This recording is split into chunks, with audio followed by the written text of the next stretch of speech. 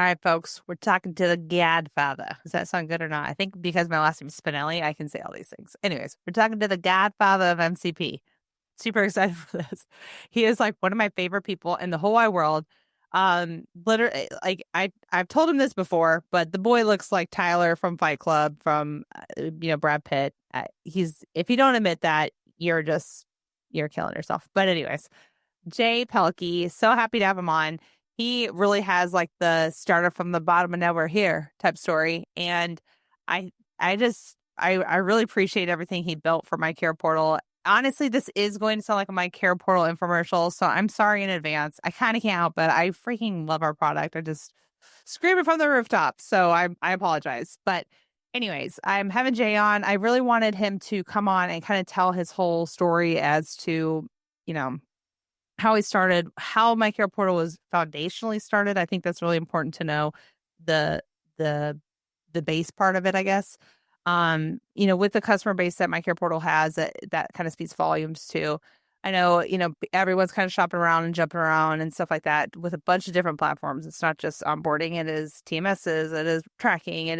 And honestly, you should explore all the different tech out there. That's why tech is invented. That's, keeps everybody on their toes. Long story short, Jay's amazing. So much fun. That boy is like racing Porsches. He is in boxing with his son. He is doing all the things. So if you are one of those people that are like, what is Jay Pelkey up to? This is your episode for that. He's going to talk about what he's up to now and then, kind of started from the bottom and we're here. Kind of go over all of his past and how MyCarrierPortal got started. What was his decision? Why did he decide to finally sell? I know a lot of people offered him offers for years and years and years, and then, what made him finally do it. Really trying to not make this be a MyCarrierPortal infomercial. I'm really sorry. Really trying to stay agnostic, I promise. So I apologize in advance for that. But I think it's important to know all your different vendors out there.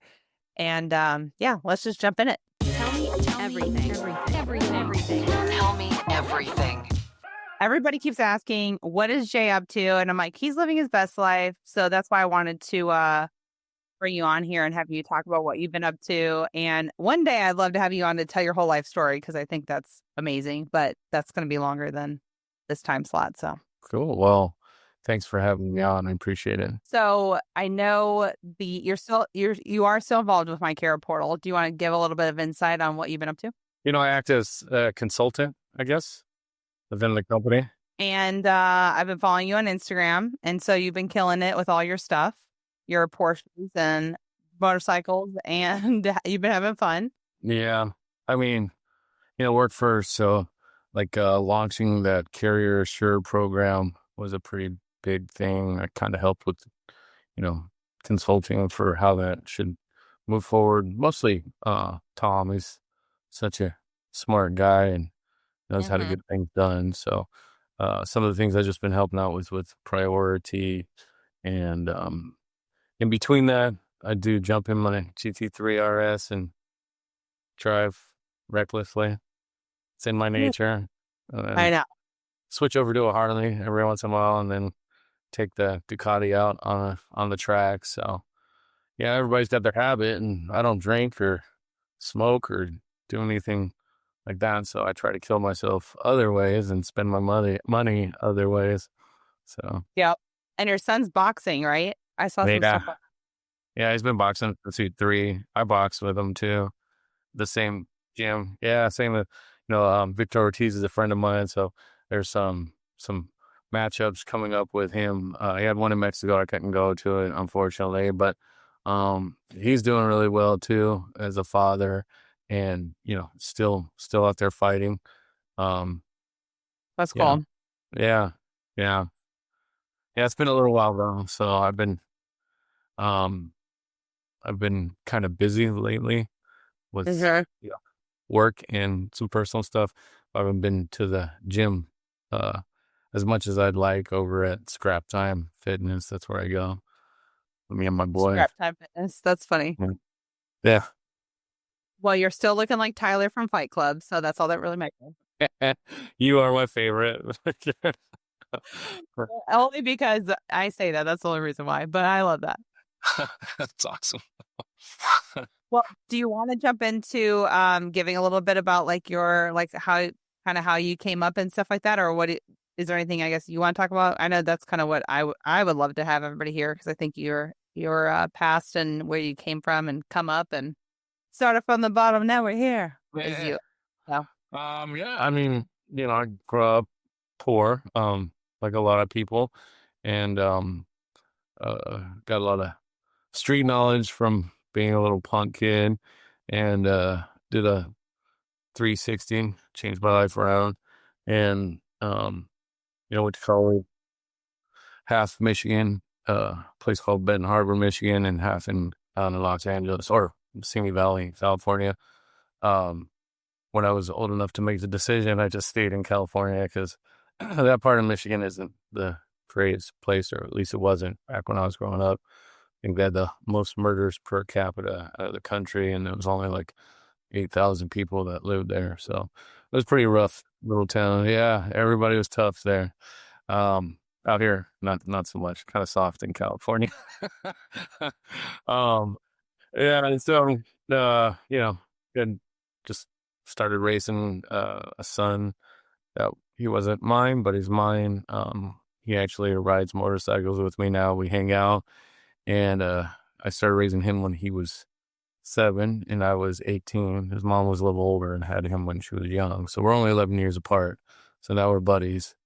And one day I linked up with RMIS and helped that company turn around. They had a lot of inefficiencies in their products and their services, so I cleaned it up, and I actually invented the carrier onboarding, the first one ever through that company. were you familiar with logistics prior to doing all of that, or were you more familiar with the insurance side, or how did you even get into that? No, neither. I actually I worked in call centers and like different production environments for data entry. So, it's all kind of the same thing. You just got to know the details. So I worked some claims assistant service at RMIS too. I became a licensed insurance agent in 50 different states, or actually 48 states, and sold contingent cargo policies for them.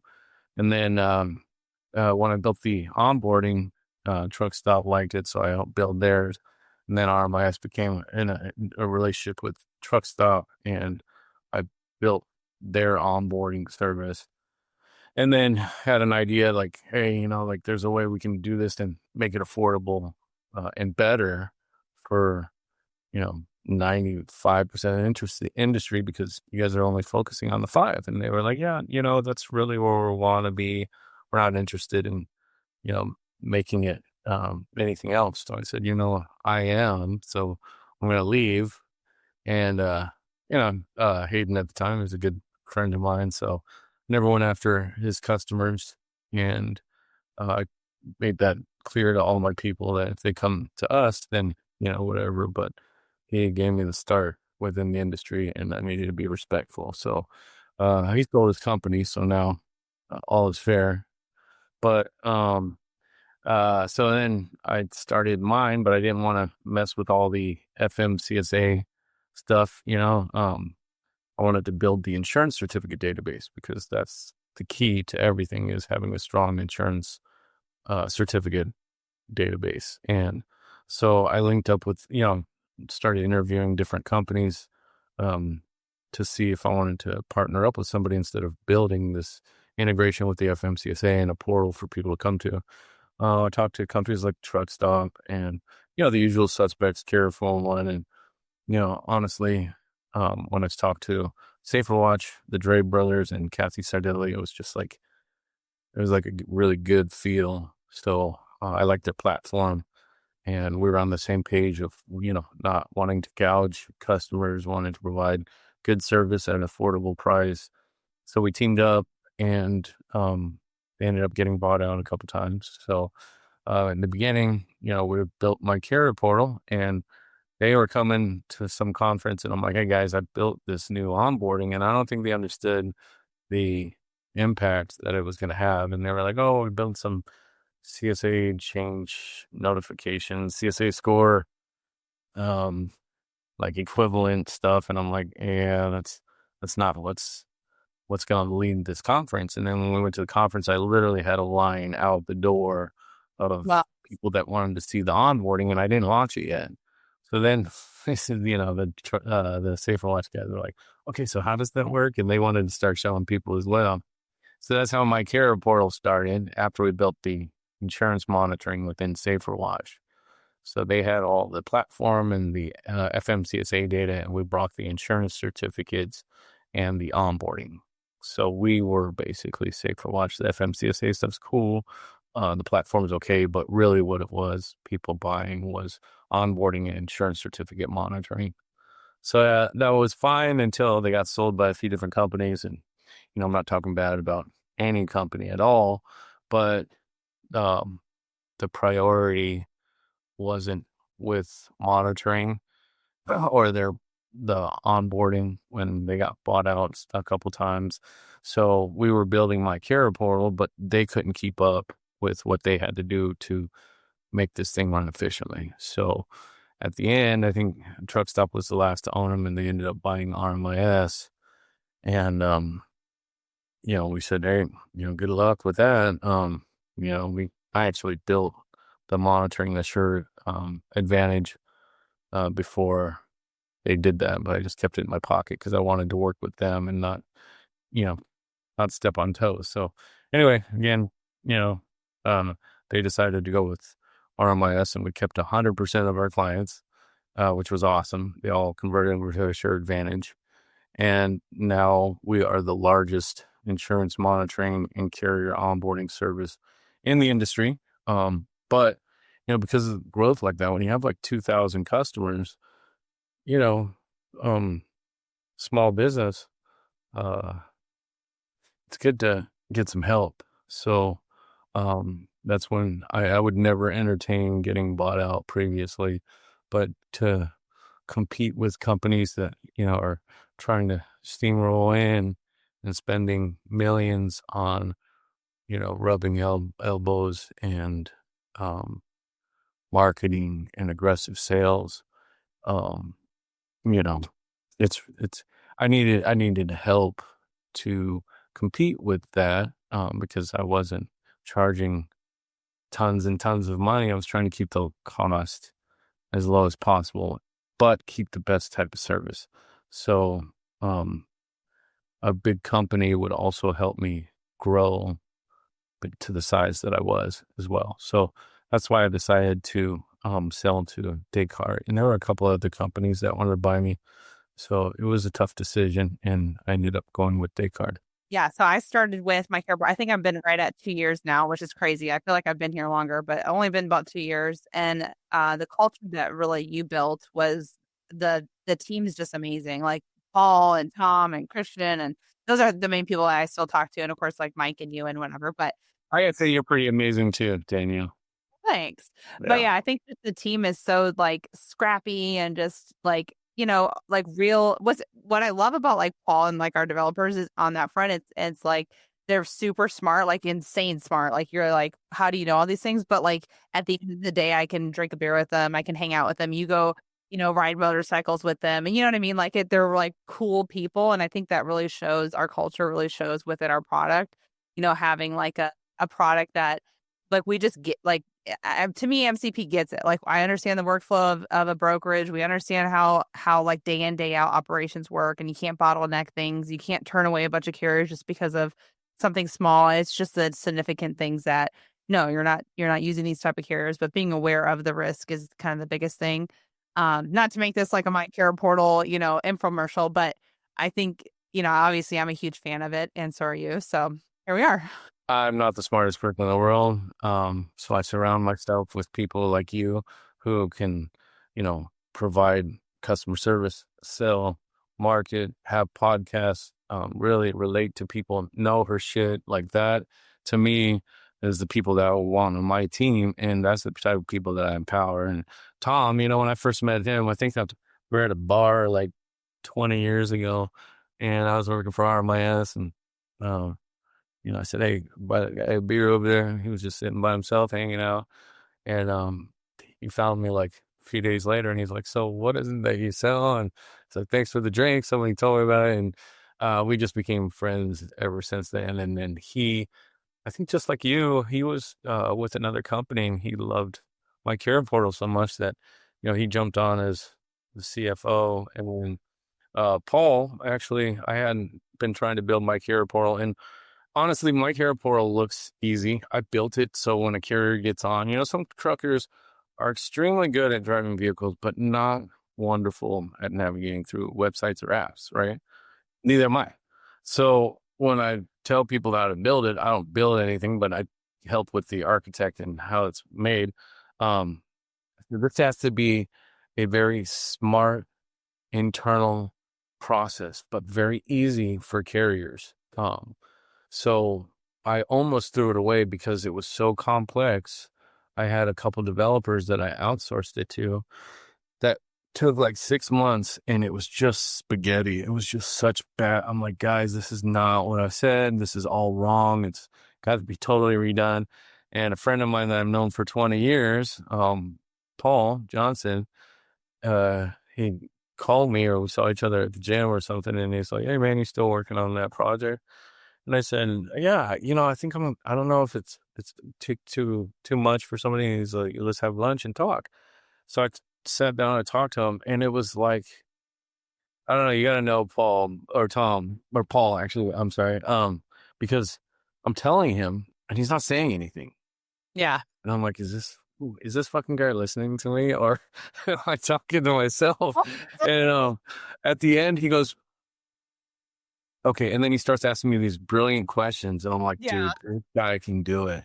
This guy can nail it. You get and he was like, yeah, I'm in it. And it was like some of the best hiring I ever did was getting you guys in. And then, I have to be not a control freak, and I give everybody power. Like, with you, with sales, with Tom, with he was like my second hand man, but any kind of financial stuff, any contract stuff, I totally leaned on him for guidance.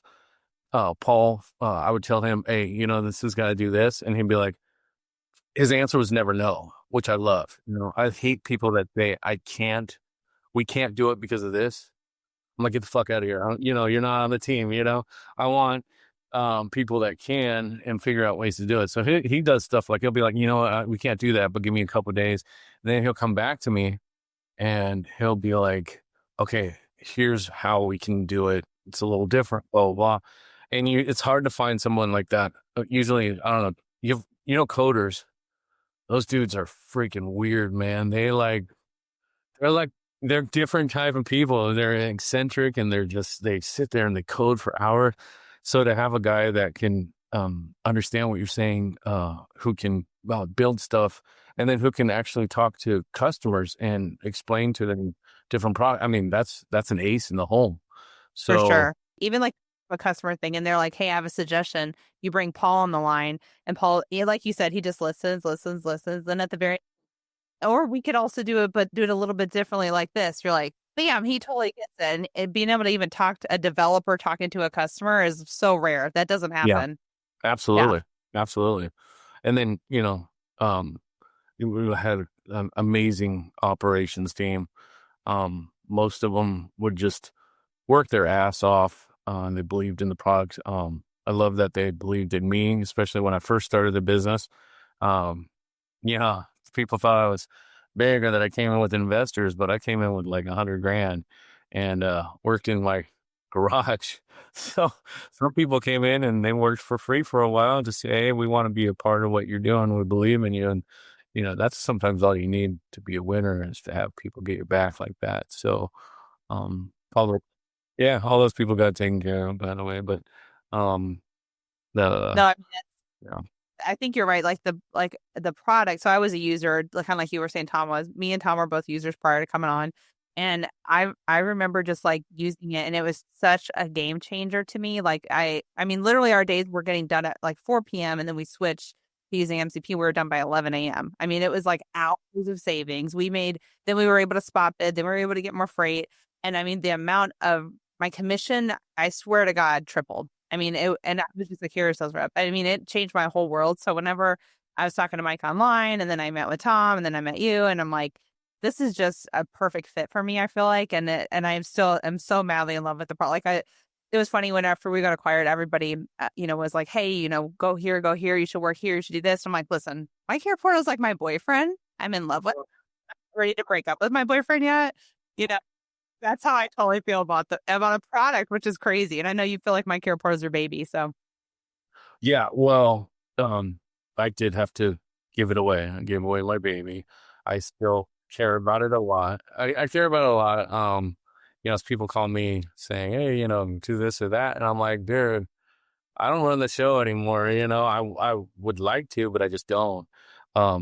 Smarter people than me doing it now. So, I feel like the company that acquired us is hungry to do well, and I will help them get to that point as much as I possibly can. I think that's the next step. Uh, and hopefully they don't have the hurdles and learning experiences because they have me to fall back on. I've already done all that. I mean, you got these new companies that start up who have no experience in insurance certificates, insurance monitoring. They're kind of winging it as they go. And then you have companies that I used to do it for, taking it back over, and, they have some time on their hands of learning on how to do it as well. But yeah, there's a lot of things that can happen to you just on the insurance monitoring part that could really affect your clients if you don't know. So, um, that I don't know, read between the lines on that one, but like it's imperative that when you're using somebody for insurance monitoring, that they're very clear about what the job is of a certificate holder and what you bring to the table. Like, people saying, oh, there's a cancellation notice that you guys didn't show. And it's like, okay, that could happen. There's no magic wand that will make us have 100% of the insurance certificates active, where not one insurance agent out of 17,000 agents we have, they're all not going to be 100% in sending midterm cancellation notice.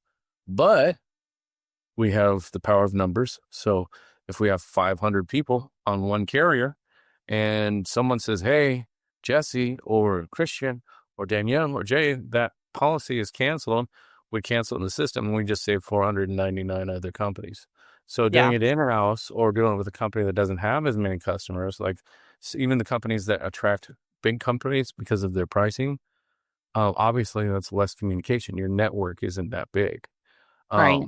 And then, our experience, I don't like to say everything because we get plagiarized a lot with our stuff, but we have internal processes that we do that catch midterm cancellation notices, but not all of them. So, you have to explain that to customers. Yeah. Yeah. Like you can't guarantee something and then not deliver it. You can't have false expectations. And I know with you and with Mike, you guys are trained to let them know exactly what they get with the insurance monitoring and how it works. So that way they don't think we're like a contingent cargo policy for them or something, and then when shit does happen, they always have me that they can turn to, and I can always help them out with, State Department of Insurance laws and, what their rights are, and help with investigations on how the claim should be processed, because it's kind of my area of expertise. So it's funny because we have this huge amount of services. And again, this is not a sales pitch for MyCarrierPortal. This is just kind of telling everybody what I'm about, right? And what my team does. And we built over the years all these different programs of services. And how do you market all of that? Like you can pinpoint one thing, like, oh, we have fraud stuff.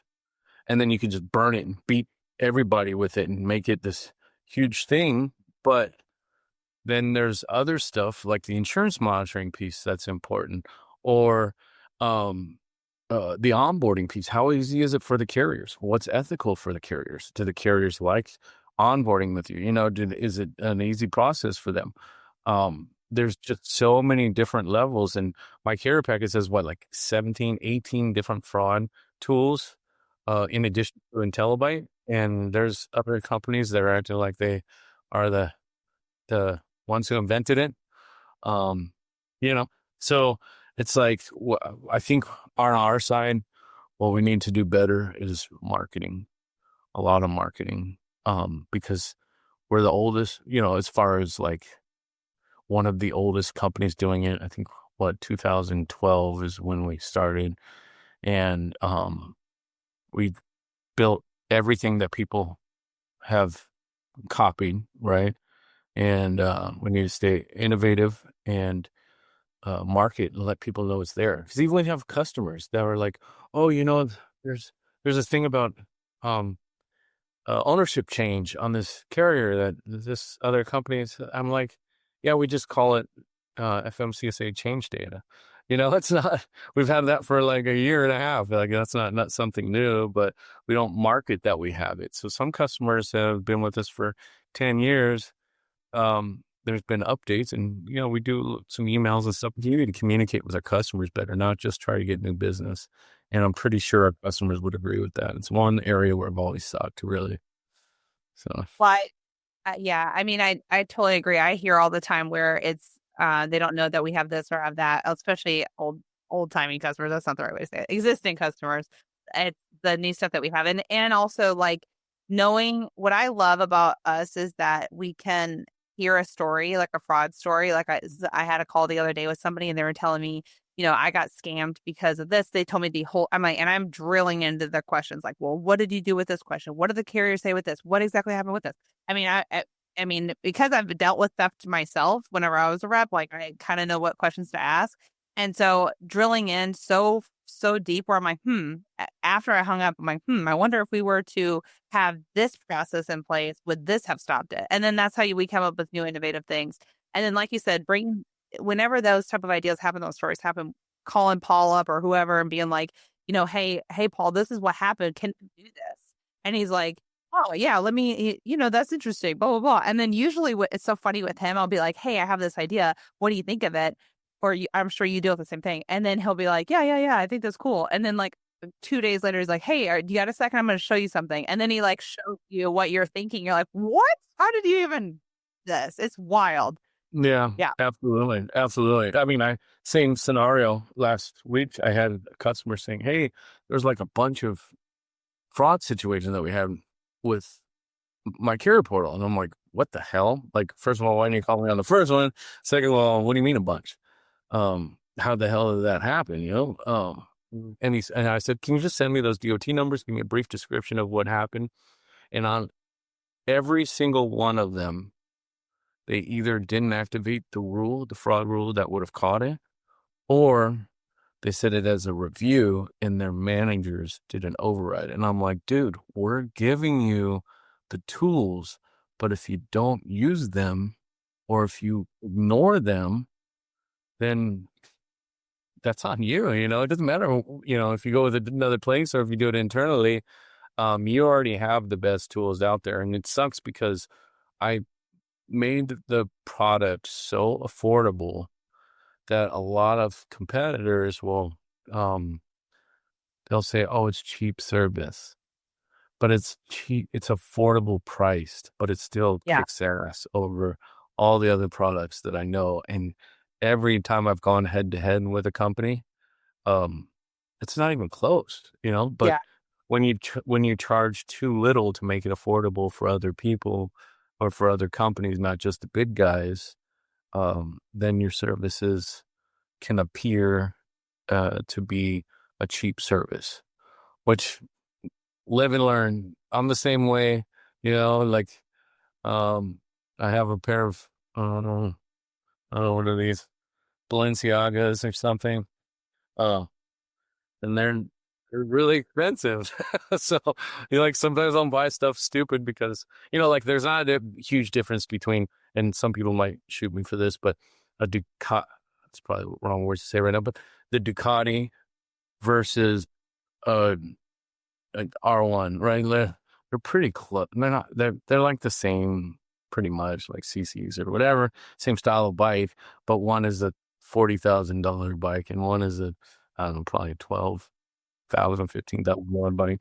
So yeah, there's some people want to spend more money.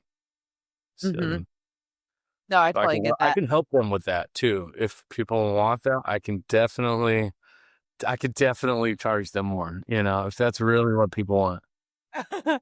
Well, I think too the point of what also with MyCarrierPortal, the reason why it is so affordable is because there was not venture capital. There's not a bunch of different investors you have to make a return for. There's not a ton of developers that are charging out the wazoo for this and that. It is a lean. It was. I mean, I know now it's a little bit different, but it was a lean, mean fighting machine. Like people who really believed in the product and put all their daylight hours into it, and I don't know, that makes I think. So I think that sometimes Yeah. that's over, but Yeah, I totally agree with that. And the other thing is like, then it's not inefficient. Like if you want your contract changed, you don't send a request, no one charges you for anything.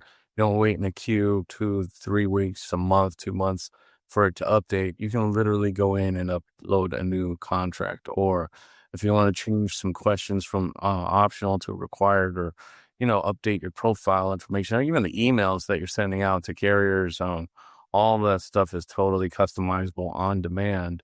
So the internal costs that we have to satisfy those customers, and I get it, it's probably a bad idea if you're one of those people that say, hey, don't leave money on the table, because that's leaving a shit ton of money on the table. Like a lot of people make their money off of charging per hour for servicing their account.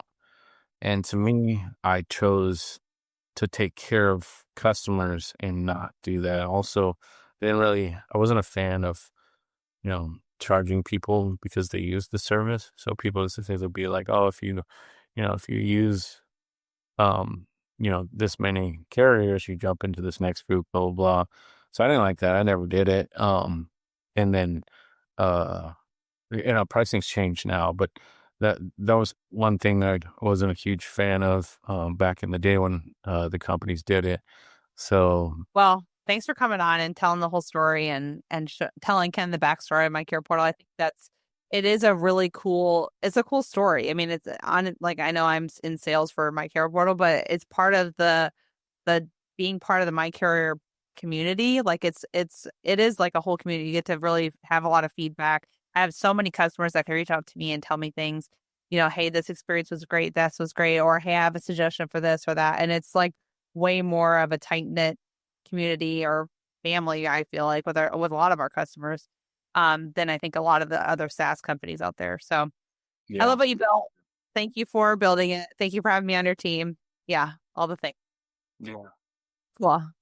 Going on, and bye, everybody. Tell me everything. Tell me everything.